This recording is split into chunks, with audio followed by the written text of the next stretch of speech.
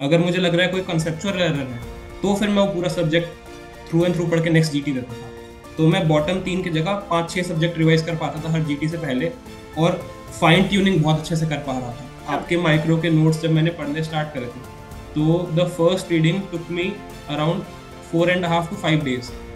And NEET PG से पहले मुझे पूरे माइक्रो के वो जो 200-250 पेजेस के नोट्स थे वो 7 hours में पूरे रिवाइज हो गए थे। जिनके क्वेश्चंस यू गॉट रॉन्ग और topics whose questions you did not attempt, so those are your weak areas. Do those topics well, because if you don't do it, मुझे लगता है कोई पॉइंट ही नहीं है जीटी देने का, फिर क्यों ही दे रहे हैं ना। एंड नीट पीजी के लिए चाहे आप एस्पायर कर रहे हो चाहे आप आईएनआईसीटी दे रहे हो, आई वुड से कि दोनों एग्जाम्स के PY T's more than the PYQs are extremely important. Hi everyone, good evening. This is Dr. Mamta Java, your microbiology faculty. It gives me immense pleasure to introduce to all of you Dr. Sameen Sharma, who has attained a fantastic rank of 321 in the NEET PG exam held in the year 2024. And he has made a remarkable progress from his previous attempt of NEET PG, where his rank was close to 95,000. So that is what is called as growth. Let's talk to Dr. Samin and learn about his journey, how he prepared. Hi, Dr. Samin. Good evening. Good Heartiest congratulations once again. And thanks lot ma'am. so much for sparing time for this interview. पहला बहुत ही obvious question है, how does it feel, what was your reaction जब आपने अपना result देखा? Ma'am, it was more of a relief than happiness. मतलब I have been trying since a year, तो थोड़ा बहुत खराब जो फेलियर्स है तो थोड़ा बुरा लगा था, but at the end result आते रिलीफ कि चलो ठीक है, मतलब हार्ड वर्क पूरा सक्सेसफुल रहा। It finally paid off. Fantastic. You know, the very first time मैंने आपका मैसेज जब पढ़ा था, जब आपका मैसेज मेरे पास आया था, तो मुझे बहुत I was so pleasantly surprise कि 95,000 से 3 डिजिट रैंक लाना, that is something. What was the change in your preparation over the past 1 year कि इतना ज्यादा improvement? So what all things you introspected कि अच्छा ये मैंने गलतियां करी थी, because गलतियां तो हुई होंगी, तो ऐसा क्या डिफरेंट आपने किया to prepare for this attempt जो आपको लगता है made a significant improvement in your rank? Ma'am, I want to divide my preparation into two parts. मतलब आईएनआई नवंबर से पहले और आईएनआई नवंबर के बाद। तो बिफोर आईएनआई नवंबर जब मैंने प्रिपेयर करा था तो मेरे पास 19 में से एक भी सब्जेक्ट के नोट्स नहीं थे। तो मैंने अपने नोट्स की रीडिंग करी। उसके बाद बिफोर आईएनआई नवंबर मुझे लगा नोट्स पढ़ना काफी होगा, बट मैंने बिल्कुल एमसीक्यूज प्रैक्टिस नहीं करे थे। मैंने जीटीज भी रिव्यू नहीं करे थे। I used to give GTs but review नहीं करता था उनको। तो फिर आईएनआई नवंबर में मेरी रैंक 6,000 का रहा भाई, तो फिर वो वहीं पर रिफ्लेक्ट हो गया था।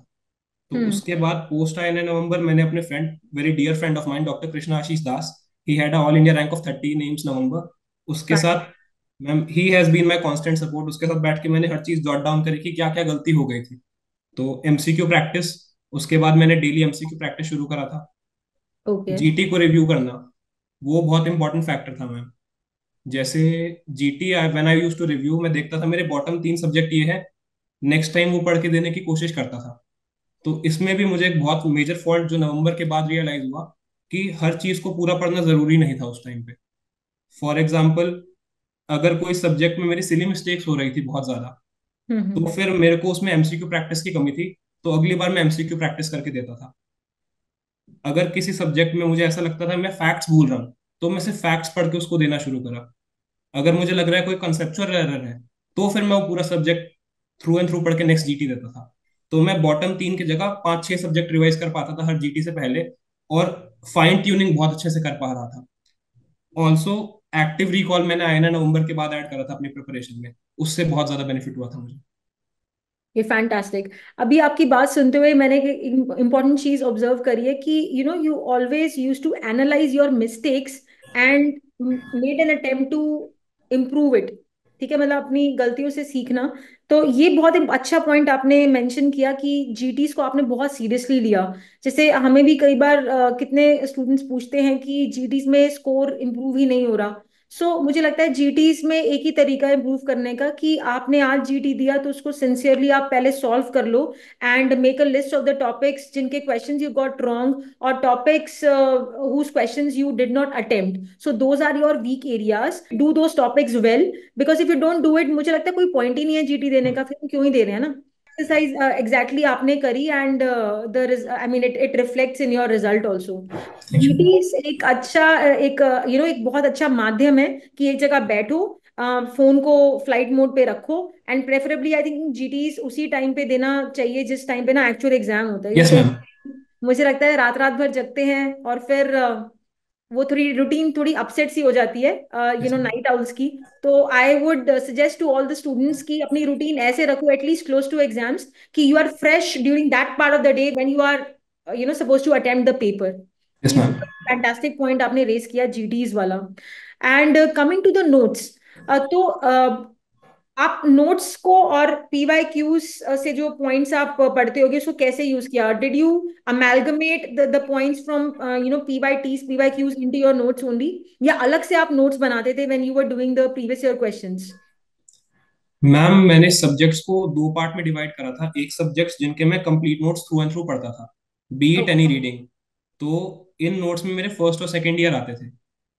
तो ओके। फर्स्ट और सेकंड ईयर में नोट्स में most of the P Y Qs were covered. तो फिर उसमें मुझे बहुत ज्यादा एडिशन करने की जरूरत नहीं पड़ी थी।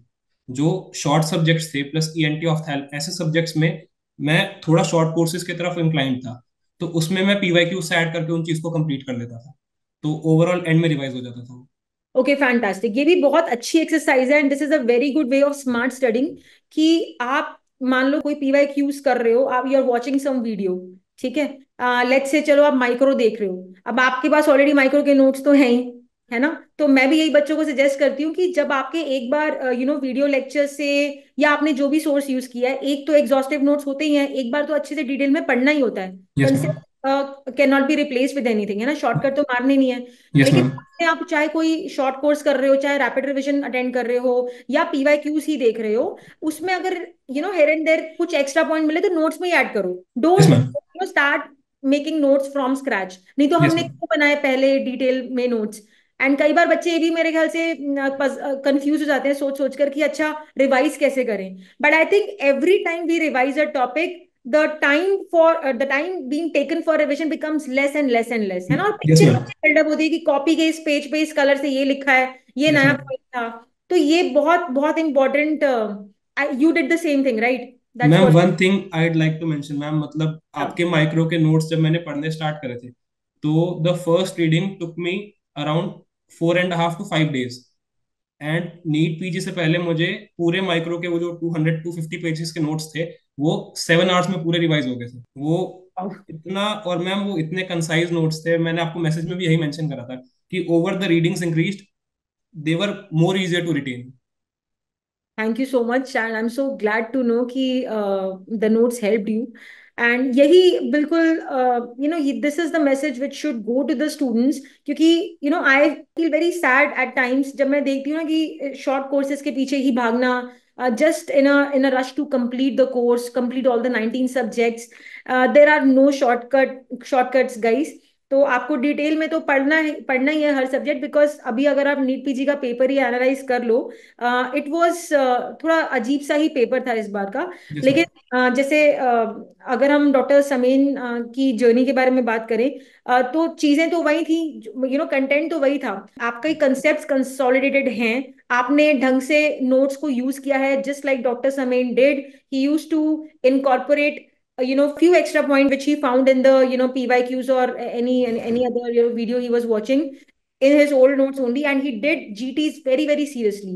तो मुझे लगता नहीं पेपर कैसा भी बन के आ जाए उसमें कोई प्रॉब्लम होगी, क्योंकि जीटीज देने से एक एक्सरसाइज माइंड अकस्टम्ड हो जाता है टू सॉल्व द एमसीक्यूज, है ना? तो वो कॉन्फिडेंस भी आ जाता है कि कौन सा क्वेश्चन मेन पेपर में छोड़ के आना है, किस में रिस्क लेना है, किस में दो ऑप्शंस तुमने एक्सक्लूड कर दिए, फिर बाकी जो बचे उसमें होता है ना कि दो, अगर आपने दो भी ऑप्शन एक्सक्लूड किए, दो बच गए, so if you attempt that question there is 50% probability of you getting that answer right, isn't it? Yes ma'am. Intelligence वो स्मार्टनेस प्रैक्टिस से ही आती है। And again you also mention about MCQ practice जो आपने करी थी अपने अभी इस अटेम्प्ट में। So how, let me ask you the next question about the paper पर से। आप कौन सा पेपर आपका था, पेपर 1 और 2? Ma'am morning shift paper 1। Okay, morning shift. तो क्या कमेंट करोगे आप पेपर के ऊपर? How was it? Ma'am I found the paper difficult. Okay. मतलब it was a bit atypical. मतलब जब एग्जाम हॉल मैंने लीव करा था तो मुझे दिख गया था कि पेपर अच्छा नहीं हुआ है। क्योंकि मैम क्वेश्चंस थोड़े ट्विस्टेड फॉर्म में थे, हम्म। बट फिर वही पॉइंट आ जाता है, फर्स्ट सेकंड ईयर बहुत पुअर था कि चार में से दो ऑप्शंस हटा पा रहा था, तो बाकी दो में I could make a logical guess, तो वहां बहुत हेल्प हुई थी, but paper was a bit atypical.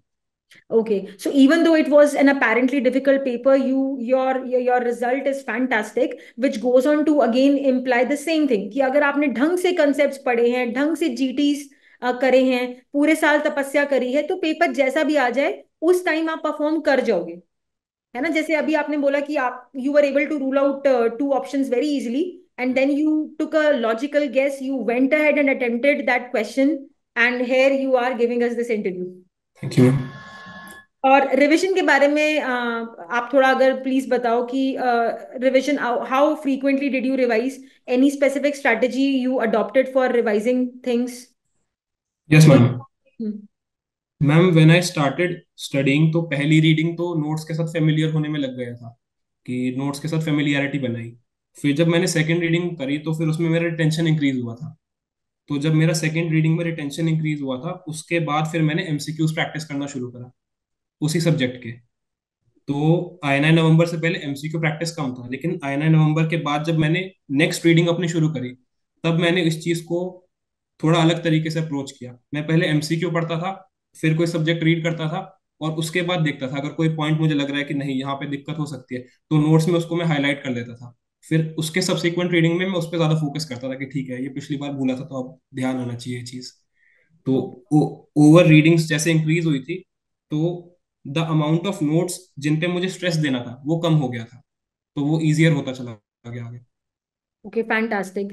And another thing I would want to ask you is, जितना मैंने ऑब्जर्व किया है, आई थिंक नीट पीजी के लिए अब बहुत इंपॉर्टेंट हो गया है इवन आईएनआईसीटी के PY Qs and PY Ts भी करना, यस मैम। है ना? Yes ma'am. क्योंकि ये जो अभी रिसेंटली एग्जाम हुआ है 11 अगस्त वाला, that is a classical example कि आईएनआईसीटी के टॉपिक्स भी बहुत इंपॉर्टेंट हैं। एंड नीट पीजी के लिए चाहे आप एस्पायर कर रहे हो चाहे आप आईएनआईसीटी दे रहे हो, आई वुड से कि दोनों एग्जाम्स के PY Ts more than the PY Qs are extremely important. जैसे इस बार निसीरा के 4-5 क्वेश्चंस थे, पेपर आई थिंक पेपर 1 में 3 थे और 2 पेपर 2 में भी थे। तो ओवरऑल ये टॉपिक कितना इंपॉर्टेंट हो गया, गोनो फोकस पे आ गया।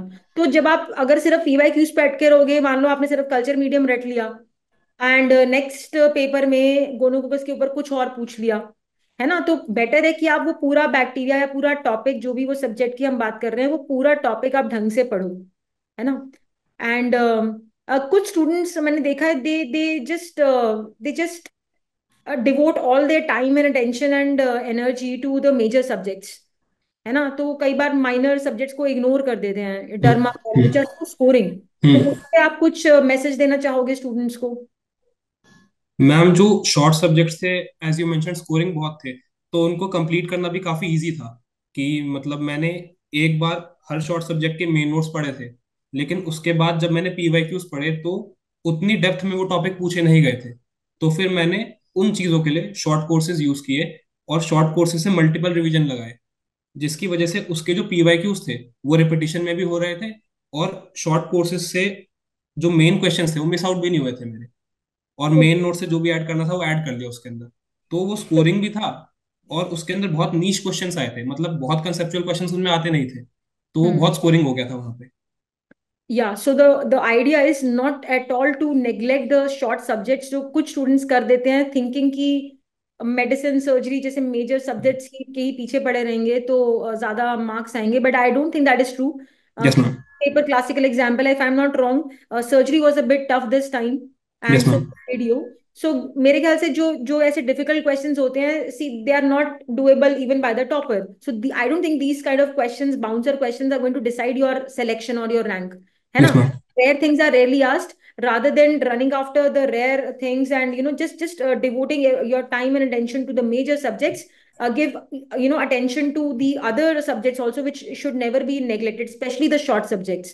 यस और मैम। मैं तो हमेशा बोलती हूँ बच्चों को भी कि 19 के 19 सब्जेक्ट्स के साथ आपने कोई भेदभाव नहीं करना है, सबको कोई पार्शियलिटी नहीं होनी चाहिए, because every mark counts, yes ma'am. every counts. Okay, so we talked about revision, we talked about GTs, we talked about notes, and any other thing would you like to comment upon which helped you during your preparation? other than all these things? Ma'am, other than this, one small mention I'd like to give to my friends, ma'am, if I could. Definitely. Please continue. Ma'am last year when I had a rank of 95K, तो तब तो बहुत खराब लगा था। मतलब कोई notes वगैरह भी नहीं थे, तो मतलब समझ नहीं आया था कैसे करूंगा। बट मेरे फ्रेंड्स थे, doctor Keshav Garg, he is in medicine department in MAMC only, doctor Krishna Ashish Das, doctor Bhuvanesh, वो साथ बैठे, उन्होंने मेंशन करा कि ये चीज़ यहाँ से पढ़नी है, ये चीज़ यहाँ से पढ़नी है। जब मैं प्रिपेयर भी कर रहा था तो through out the my preparation वो उनका इनपुट आता था मेरे पास कि नहीं ये गलती हो रही है, यहाँ पे इम्प्रूव करना है। तो ड्यूरिंग प्रिपरेशन अगर आपका एक फ्रेंड सर्कल अच्छा हो, hmm. It is very useful. मतलब doctor Krishna Ashish Das ma'am, he is a very special person to me. He has been a brother to me when I needed motivation, a mentor to me when I needed guidance. मतलब so I like to mention him only. Fantastic. And my regards to all your friends. And it's so heartening to know that you have people around you who are your support system, who are your true well-wishers, and who want to see you, do well and achieve success. तो ये बिल्कुल आपने बहुत अच्छी बात बोली कि अगर हमारे पास we are, surrounded by the right people. तो वो भी they play a very instrumental role in our success. तो उनको भी ड्यू क्रेडिट डेफिनेटली मिलना चाहिए. And you are very lucky and blessed to have such good friends around you. And one more thing I would want to know, I think being humans, we all at times feel dejected and frustrated also during our preparation phase. So yes ma'am. how you used to motivate yourself, if at all you felt dejected ever? Yes ma'am. Ma'am so when I give I 9 November, I had a rank of 6000। तो उस time पे क्या था कि मेरे दिमाग में ये था कि ये पांच छह चीजें हैं जो मैं कर सकता था, मैं नहीं कर पाया। तो उसकी वजह से मुझे बहुत बुरा लगा था। और उसके बाद जब मैंने INI में दिया था, इन INI में this year I had a rank of around 1200। तो उस वक्त इवन आफ्टर रैंक ऑफ 1200 मुझे बुरा नहीं लगा ज्यादा, although I had a good preparation, क्योंकि मेरे दिमाग में ये चल रहा था मैं इससे ज्यादा कर ही नहीं सकता।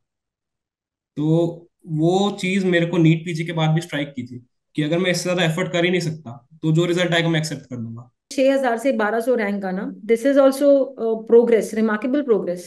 Thank you ma'am. Ma'am so knowing you have done everything, hmm. उसके बाद आप डिजेक्टिव फील नहीं करोगे कि ठीक है इससे ज्यादा तो पॉसिबल ही नहीं था, तो यही रिजल्ट है जो मेरे लिए होता। तो मैम ये था मेरे लिए तो। Okay, so I think take home message from what you just said is कि सरेंडर कर दो. यस मतलब मैम। टेस्ट करो, उसके यस बाद मैम। रिजल्ट के बारे में ना बहुत ज्यादा फ्रीक आउट मत करो. Yes ma'am. इतना आप अपना बेस्ट दो, बस just yes focus on your on that on your journey, on your पढ़ाई लिखाई. ज्यादा कई बार ना हम आउटकम के बारे में, रिजल्ट के बारे में जब सोचते हैं तो फिर हम परेशान हो जाते हैं. That in turn adversely affects our preparation, it adversely affects our grasping power also. फिर हम आई थिंक एमसीक्यूज में भी और गलतियां करेंगे, रिविजन का टाइम कम कर देंगे. What I understood from what ever you said right just now is कि सरेंडर कर दो और अपना मैम। पढ़ाई पे ही करो. ज्यादा स्ट्रेस या टेंशन लेने से वैसे भी कुछ नहीं होना है. Going to do nothing good, rather it is going to just hamper your performance, isn't it? Ma'am वो जो खराब रैंक का बैगेज था वो ड्रॉप करना बहुत जरूरी था कि भाई खराब हो गया कोई बात नहीं, बिल्कुल. अगली बार अच्छा हो बिल्कुल, जाएगा। एक रिजल्ट डजंट डिफाइन एनीवन, है ना. मतलब ये हमेशा मैं बोलती हूँ कि कोई भी दुनिया का कोई भी एग्जाम या कोई भी मार्क्स या रैंक्स किसी को डिफाइन नहीं करते. अगर वो आपकी एज पर एक्सपेक्टेशंस नहीं आए हैं, get up, gear up, prepare again, give it और योर ऑल. क्योंकि जब तक वो बैगेज हमारे दिमाग में रहेगा ना कि अच्छा तब तो उतनी रैंक थी, इतने मार्क्स थे, तो फिर हम पूरा फोकस, 100% फोकस और अटेंशन अपनी प्रिपरेशन को दे ही नहीं पाएंगे. वो जिसे कहते हैं ना, वो एक सेल्फ रिस्पेक्ट होनी भी इंपॉर्टेंट है कि कोई बात नहीं, अगर एक ही तो पेपर था, मैं आप कर लूंगा, जैसे just happened with you. Yes तो ये मैम। बहुत इंपॉर्टेंट मैसेज है सारे बच्चों के लिए. And I am sure your journey is going to inspire thousands and thousands of students. And next I would want to know कि आप कौन सी ब्रांच लेना पसंद करोगे और कहाँ पे. Ma'am not decided yet. Ma'am I am not a surgical person, so may okay. Be medicine और radio. Ma'am not decided yet. You will get it, and I hope you get it in your in the college you want.